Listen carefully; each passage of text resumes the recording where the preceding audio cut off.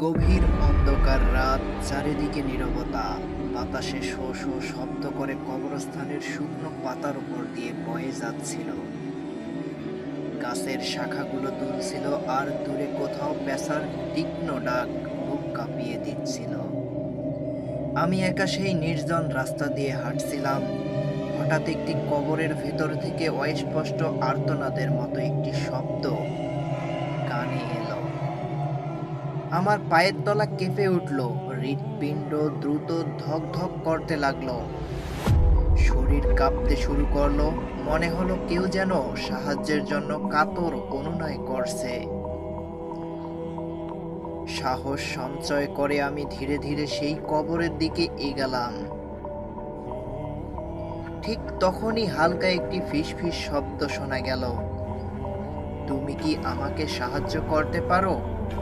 কাপা গলায় আমি প্রশ্ন করলাম, তুমি কে, আর কেন এমন শাস্তি ভোগ করছো? কবরের ভেতর থেকে এক নারীর কাঁদতে থাকা কণ্ঠ ভেসে এলো। আমি সেই দুর্ভাগিনী নারী, যে জীবনে 5টি বড় গুনাহ করেছি। আমার কবর দোজখের একটি গর্তে পরিণত হয়েছে। যতক্ষণ না আমার স্বামী আমাকে ক্ষমা করবে, আল্লাহ আমাকে ক্ষমা করবেন না। আমি কিয়ামত পর্যন্ত এই আগুনে জ্বলতে থাকব। নারীর এ সকল কথা শুনে আমার শরীর কাঁপতে লাগলো। আমি আতঙ্কে জিজ্ঞেস করলাম, বলো, কি কি গোনা করেছিলে? সে সবেগে ভরা কণ্ঠে বলতে লাগলো, প্রথম গোনা, আমি আমার স্বামীর প্রতি বিশ্বাস্ত ছিলাম না। সে যখন বাড়িতে থাকতো না, আমি পরপুরুষের সঙ্গে মিশতাম, সম্পর্ক করতাম, নিজের দেহ বিক্রি করতাম। দ্বিতীয় গোনা, স্বামী সন্দেহ করলেও আমি ঝগড়া করতাম, বলতাম আমার হিসাব আল্লাহর কাছে হবে। সে চুপ হয়ে যেত, আর আমি সেই আল্লাহর কাছে শাস্তি ভোগ করছি। তৃতীয় গোনা, সে অসুস্থ হয়ে বিছানায় কাতরাচ্ছিল, কিন্তু আমি তাকে রেখে বিয়ের অনুষ্ঠানে চলে গিয়েছিলাম। চতুর্থ গোনা, স্বামীর টাকা থাকলে আমি সুখে থাকতাম, কিন্তু যখন সে দরিদ্র হলো, আমি তাকে অপমান করতাম, তুচ্ছ করতাম। পঞ্চম গোনা, সবচেয়ে বড় গোনা, আমি দিন ইসলাম থেকে দূরে ছিলাম। স্বামী আমাকে নামাজের কথা বলতো, কুরআন পড়তে বলতো, কিন্তু আমি উপহাস করতাম। জীবনে আমি এই গোনাগুলো করেছি, যার কারণে আজকে আমার কবরের শাস্তি হচ্ছে।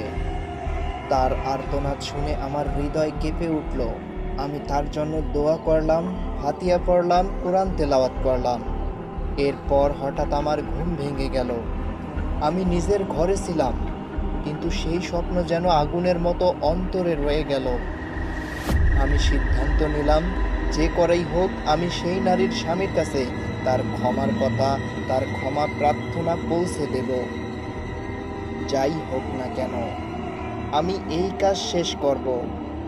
ভোরের প্রথম আলো ফুটতেই আমি যাত্রার প্রস্তুতি নিলাম এবং সেই নারীর শহরের পথে রওনা হলাম।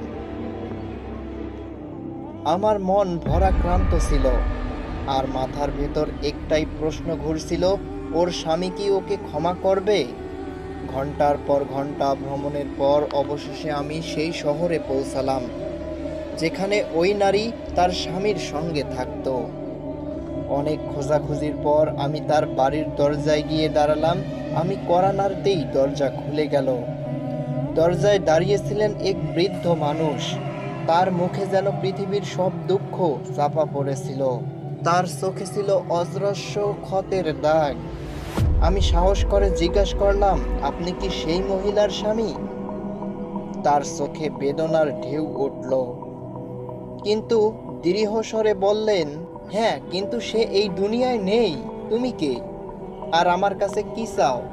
আমি কিছুক্ষণ চুপ করে রইলাম, তারপর গভীর শ্বাস নিয়ে বললাম, আমি একটা স্বপ্ন দেখেছি। আপনার মৃত স্ত্রী আপনাকে সম্বোধন করেছিলেন। তিনি কষ্টে আছেন এবং চান আপনি তাকে ক্ষমা করে দিন। এ কথা শুনে বৃদ্ধের চোখ বড় হয়ে গেল। তারপর বেদনার সঙ্গে তার মুখে রাগও ফুটে উঠল। তুমি কি বলছো? ক্ষমা? তুমি কি জানো সে আমার সঙ্গে কি করেছে? তুমি কি জানো সে কত নিষ্ঠুর ছিল? আর এখন যখন সে কবরে আছে, তখন সে আমার কাছে ক্ষমা ভিক্ষা চাইছে। একটি ক্ষমা কি আমার সব ক্ষত সারিয়ে দিতে পারবে? আমি তার কাঁধে হাত রেখে নরম গলায় বললাম, আমি আপনাকে বাধ্য করছি না, তবে মনে রাখবেন, আপনি যদি তাকে ক্ষমা করেন, হয়তো আল্লাহ আপনার জন্য আপনার উপর দয়া করবেন। সে আজ আযাবে আছে এবং আপনাকে মিনতি করছে। বৃদ্ধ কিছুক্ষণ নীরব রইলেন, গভীর চিন্তায় ডুবে গেলেন। তারপর বললেন, চলো আমাকে তার কবরের কাছে নিয়ে চলো। আমরা দুজন কবরস্থানে পৌঁছালাম। আমি চিনতে পারলাম সেই কবরটি যেখান থেকে ভয়ঙ্কর শব্দগুলো আসছিল। কিন্তু সেখানে পৌঁছাতেই আমাদের আত্মা পর্যন্ত কেঁপে উঠল। কবরে তাজা গোলাপের ফুল রাখা ছিল, কিন্তু সেগুলো পুড়ে ছাই হয়ে গেছে। মনে হচ্ছিল যেন তার উপর আগুন নিক্ষেপ করা হয়েছে। মাটি কালচে হয়ে গেছে। সেখান থেকে এখনো ক্ষীণ ফিসফিস শব্দ ভেসে আসছিল, যেন কেউ কাঁদছে। বৃদ্ধা তা দেখে কেঁপে উঠলেন, তার ঠোঁট কাঁপতে লাগলো। তিনি কাপা গলায় বললেন, সে কি সত্যিই আযাবে আছে? আমি মাথা নিচু করে বললাম, হ্যাঁ, আমি আমার চোখে দেখেছি। সে আপনার ক্ষমার ভিক্ষা চাইছিল। অনেকক্ষণ তিনি সেখানেই বসে রইলেন, যেন অতীতের সব ক্ষত একে একে তার মনে ভেসে উঠছে।